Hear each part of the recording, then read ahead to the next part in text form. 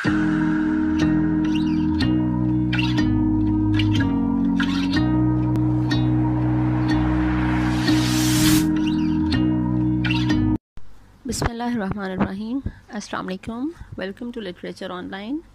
आज मैं डिस्कस करूंगी विलियम ब्लेक की पोइम है हॉली थर्सडे। इसे हॉली थर्सडे 1 भी कहा जाता है क्योंकि ये पहले लिखी गई थी सॉन्ग्स ऑफ इनोसेंस में, पब्लिश हुई थी ये 1789 में। ठीक है, एक हॉली थर्सडे 2 है जो सॉन्ग्स ऑफ एक्सपीरियंस में पब्लिश हुई थी। ठीक है, तो आज हम हॉली थर्सडे 1 करेंगे। That was published in 1789 in his collection of poems called Songs of Innocence। ठीक है, Songs of Innocence में 19 पेस्ट्रल पोइम्स थी। ठीक है, अच्छा, अब हॉली थर्सडे सबसे पहले मैं टाइटल एक्सप्लेन कर देती हूँ कि टाइटल क्या चीज़ है।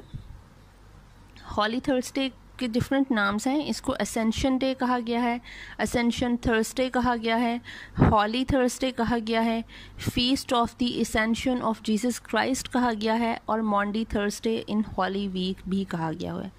ठीक है, क्योंकि इसकी क्या सिग्निफिकेंस है? It commemorates the Ascension of Jesus into heaven. जब हज़रत ईसा अलैहिस्सलाम को, मतलब क्राइस्ट को, जीसस को उठाया गया था या वो ले जाए गए थे हेवन में। ठीक है, डेट क्या बनती है? हॉली थर्सडे होता है जो इनका ईस्टर, क्रिश्चियंस का जो ईस्टर होता है, ईस्टर के 39 डेज के बाद आता है ये, या फिर आप समझ लें कि 40th day of Easter is called the holy Thursday. अच्छा, अभी जो है ये इन्होंने थोड़ा अपनी कन्वीनियंस के लिए, क्योंकि संडे को होता है, हॉलीडे होता है, ठीक है, ऑफ होता है हर जगह पे, तो अब कुछ कंट्रीज़ में ये जो हॉली थर्सडे है ये संडे को शिफ्ट हो गया हुआ है। ठीक है, ये इम्पॉर्टेंट क्यों है? लैटिन टर्म जो है इसके लिए यूज़ होती है वो असेंशियो और असेंसा यूज़ होती है, which signify that Christ was raised up by his own powers. अच्छा, हम मुसलमान कहते हैं कि हज़रत ईसा अलैहिस्सलाम को अल्लाह ताला ने मतलब उठा लिया था। ठीक है, he took him to the heaven. लेकिन जो क्रिश्चियंस के बिलीफ है वो ये है कि हज़रत ईसा अलैहिस्सलाम जो हैं वो खुद ही से, मतलब उनके पास इतनी पावर्स थी और वो यहाँ से चले गए थे। ठीक है, जब उनको क्रूसीफाई किया जा रहा था एंड ऑल दैट, वो वाला जो सारा सीन था कि वो खुद चले गए थे। ठीक है, he raised himself to the heaven. ठीक है, अच्छा, बुक ऑफ कॉमन प्रेयर जो है एंजलिकन कम्युनियन की, ठीक है, उसमें ये Holy Thursday is another name for Ascension Day. ठीक है, और इसको उन्होंने कहा Maundy Thursday in Holy Week, मतलब जो आपके आई थिंक 7th वीक जो बनता है ईस्टर के बाद का, ठीक है, 6 या 7 वीक, उसको हॉली वीक कहते हैं। उसमें जो थर्सडे आता है उस हॉली वीक में, उसको मॉन्डी थर्सडे या हॉली थर्सडे इन्होंने नाम दिया। अब इसकी हिस्ट्री क्या है? हॉली थर्सडे क्यों इम्पॉर्टेंट है? क्योंकि ये वो लास्ट सपर जो था क्राइस्ट का, ये जीसस क्राइस्ट का जो लास्ट सपर था, जो वो उन्होंने खाना खाया था last, it lays out at the model for the holy communion में। ठीक है, उन्होंने उस मील के दौरान उन्होंने वो चीज़ें बताई थी, कुछ इवेंट्स बताए थे जो इमीडिएटली होने थे, अभी थोड़ी देर के बाद वो होने थे। पहला जो इवेंट होना था वो था बेट्रेल का।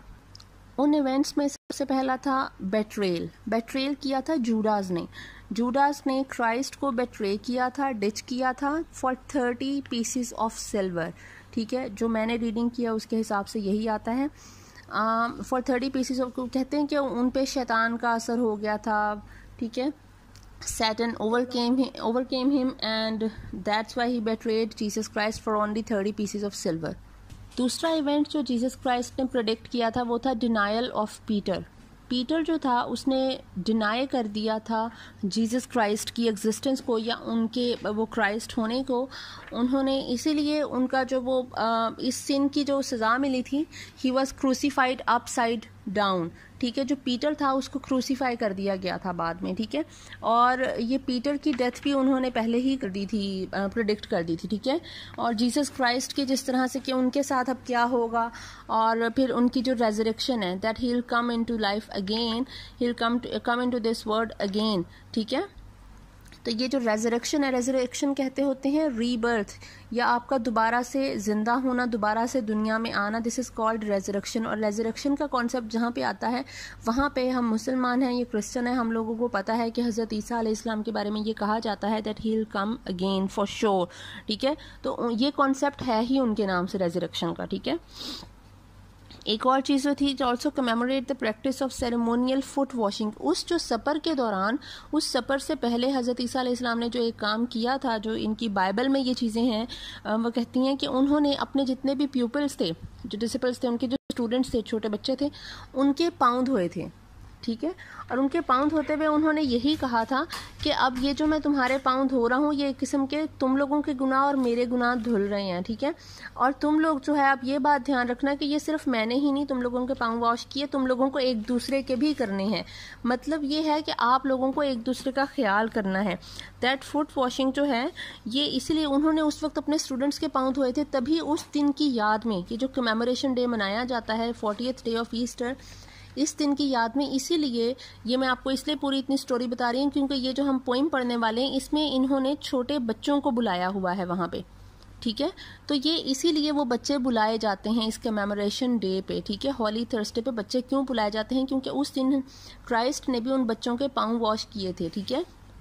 ह्यूमिलिटी और लव, कि आपको अपनी आजिज़ी और अपनी जो मोहब्बत है, आप किसी के लिए इनकसारी, या आपकी किसी के लिए काइंडनेस, लव, ह्यूमिलिटी, ये सारा कुछ शो करने के लिए कि ये आपके दिल में भी होनी चाहिए। किसी के, हम देखें, हम किसी के पाँव को हाथ नहीं लगाते, अक्सर बच्चे अपने पेरेंट्स के पाँव जो हैं वो नहीं दबाते हैं, कुछ नहीं करते हैं, तो वो मतलब ये वाली चीज़ें जो हैं वो उन्होंने कहा कि मैं तुम लोगों के, अगर ये मैं इस हद तक तुम लोगों के लिए जा रहा हूँ, तो तुम लोगों को भी दूसरों के लिए इस हद तक जाना चाहिए। अपने दिल में जो है वो काइंडनेस और लव रखो, ठीक है, पॉजिटिविटी रखो, तो फिर ही आप जो है वो एक अच्छा, एक खुदा की राह में जो है वो काम कर सकते हो।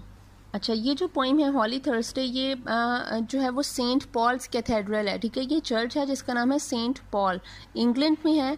वहाँ पे ये सेरेमनी है जिसमें ये हो रही है पोइम। इस पोइम के 3 स्टेंजाज हैं, हर स्टेंजा में 4 लाइन्स हैं, ठीक है।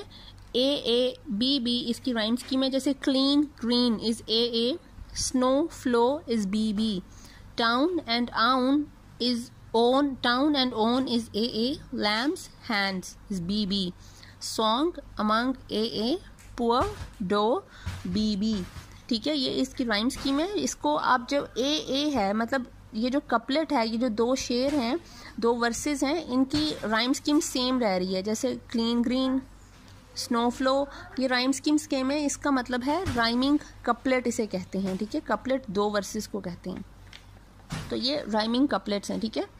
अच्छा, अब हम इसकी स्टार्ट करते हैं। ट्वास on a Holly Thursday there innocent faces clean, ठीक है। The children walked 2 and 2 in red and blue and green. कह रहा है कि हॉली थर्सडे पे देयर इनोसेंट फेसेस क्लीन। अब ये जो क्लीन फेसेस का उसने ख़ास तौर पर कहा है, देयर इनोसेंट फेसेस क्लीन, कि उनको बिल्कुल साफ़ सुथरे करके बच्चों को लाया गया है। द चिल्ड्रन वॉकिंग 2 and 2, बड़े ही असेंबल्ड तरीके से, और जिस तरह स्कूल में आप जो है वो रोज़ आ रही होती है ना, ये क्लास आ रही होती है बड़ी असेंबल्ड, और 2 and 2 वो बच्चे 2-2 जैसे जो हैं वो लाइन में जा रहे हैं, और उन्होंने रेड, ब्लू और ग्रीन कलर के कपड़े पहने हुए हैं, ठीक है।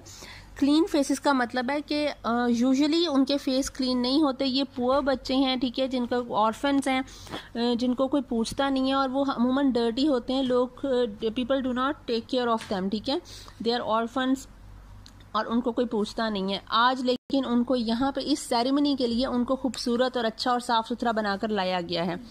रेड, ग्रीन और ब्लू कपड़ों का क्या मतलब है? रेड जो है ये सॉवरेनिटी ऑफ क्राइस्ट ब्लड, जो क्राइस्ट को क्रूसीफाई किया गया था, उसका जो ब्लड है उसका सिंबल है, रेड है, ठीक है। हॉली स्पिरिट इसका ये सिंबल है, ठीक है। ग्रीन इमॉर्टैलिटी का सिंबल है, मतलब spring, resurrection.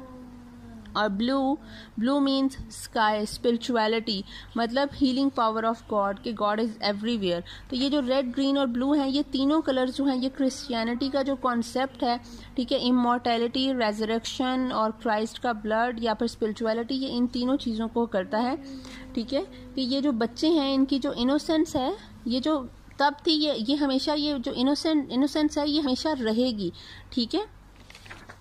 Grey-headed beetles walked before with wands as white as snow. Grey-headed मतलब बूढ़े हो गए हैं वो, उनके जो ग्रे हेयर हैं उनके वो ग्रे हो गए हैं. बीटल्स कहते हैं माइनर ऑफिशियल्स ऑफ चर्च.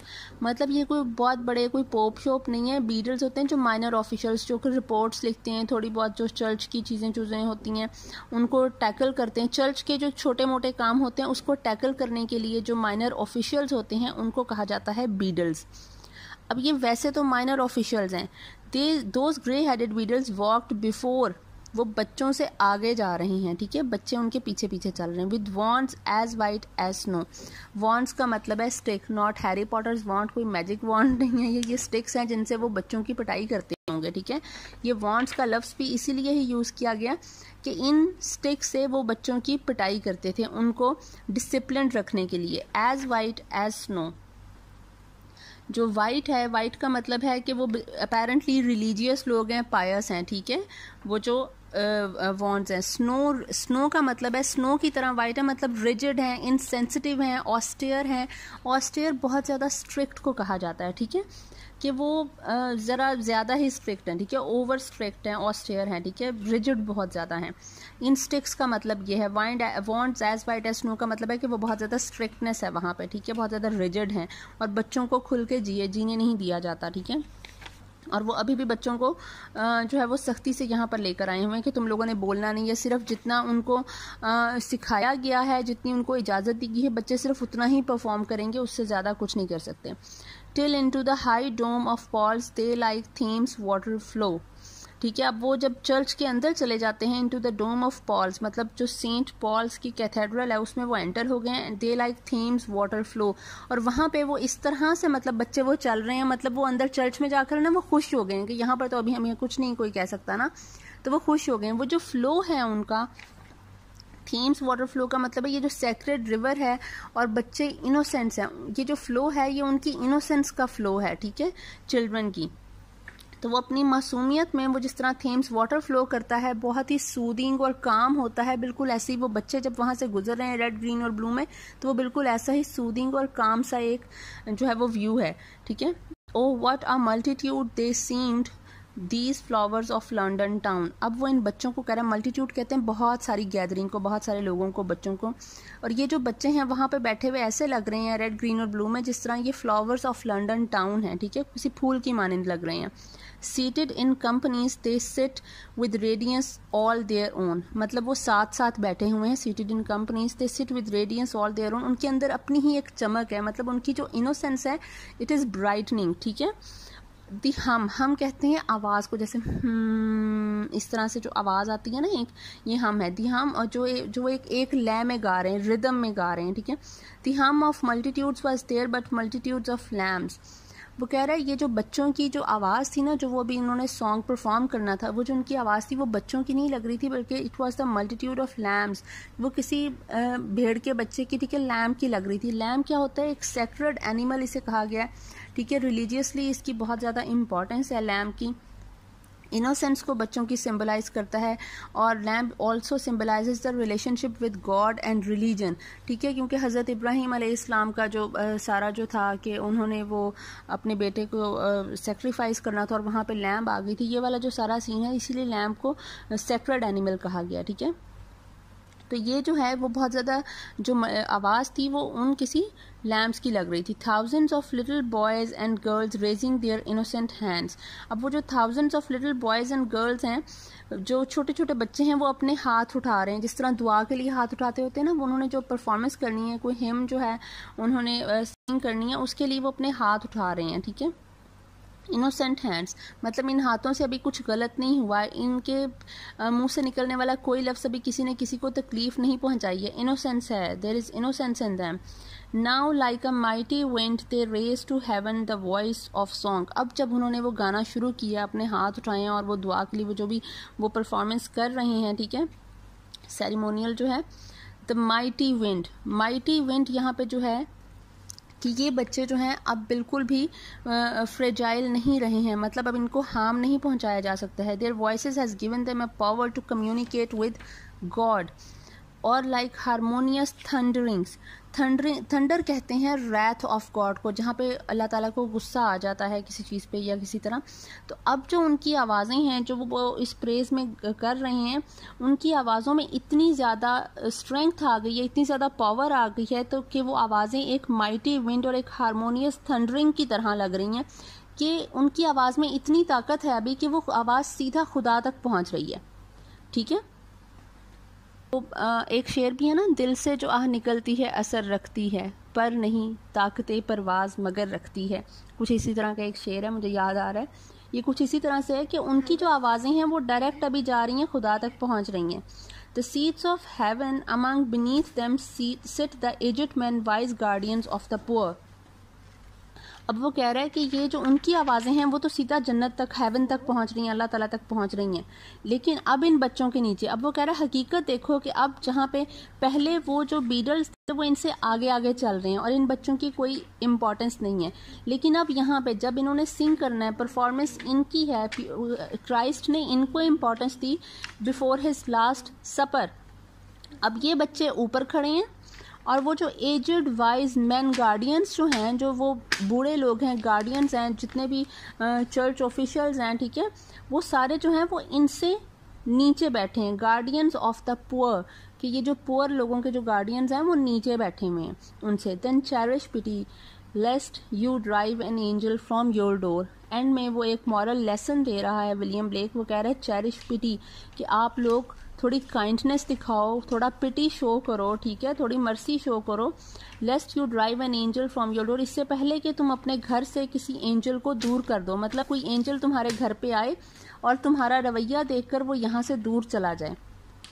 उसका मतलब ये है कि अल्लाह ताला की नज़र में, और when the day of judgement comes, ठीक है, तो वहाँ पे सब लोग बराबर होंगे, कोई भी पुअर या रिच ऐसे कोई भी कैटेगरी नहीं होगी है, वहाँ पे सब लोग इक्वल होंगे, देयर विल बी इक्वालिटी। ठीक है, इसीलिए बजाय इसके कि अब ये बच्चे जो ऑर्फन्स हैं आप इनकी केयर नहीं कर रहे हो, अब इनको सिर्फ सेरेमोनियल एक शो ऑफ के लिए आप यहाँ पे ले आए हो और उनको अच्छा खासा कपड़े पहना के आपने यहाँ पे बिठा दिया और उनको खाना दे दोगे, इससे काम नहीं चलता। You have to take care of them permanently, either you will drive an angel away from your door. ठीक है, कोई फरिश्ता जो है, मतलब अल्लाह ताला जो है वो तुमसे नाराज हो जाए। एंजल फ्रॉम योर डोर का मतलब है कि इससे पहले कि अल्लाह तुमसे नाराज हो जाए और तुम लोग क्राइस्ट की बातों को डिनाई कर रहे हो, ठीक है, उससे पहले ही तुम लोग ये चीज़ सीख लो और तुम लोग एक दूसरे की केयर करना शुरू कर दो फ्रॉम योर हार्ट। ठीक है, सिर्फ शो ऑफ के लिए नहीं, दिल से करना शुरू कर दो। तो आई होप आपको समझ आ गई होगी। Thank you so much.